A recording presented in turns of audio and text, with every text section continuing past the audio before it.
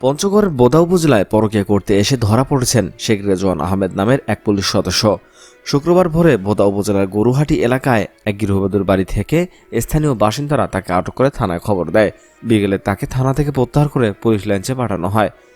বোদা থানার ভারপ্রাপ্ত কর্মকর্তা রেজওয়ানের বাড়ি নীলফামারী জেলা সদরে। তার বিরুদ্ধে বিভাগীয় এবং আইনি ব্যবস্থা নেওয়ার কথা জানায় পুলিশ। তবে পরকীয়া প্রেমিকের পরিবারের পক্ষ থেকে মামলার প্রস্তুতি চলছে বলে জানা গেছে। পুলিশ ও স্থানীয় সূত্র থেকে জানা গেছে, বিয়ের কথা বলে ওই গৃহবধূর সঙ্গে প্রেমের সম্পর্ক গড়ে তোলেন কনস্টেবল রেজওয়ান।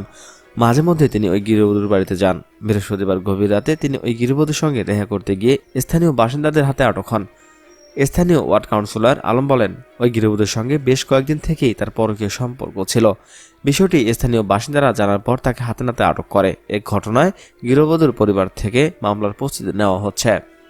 দর্শক, পুলিশে যদি এমন কর্মকাণ্ড করে তাহলে সাধারণ মানুষ কি করবে?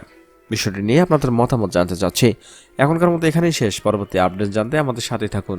ধন্যবাদ সবাইকে।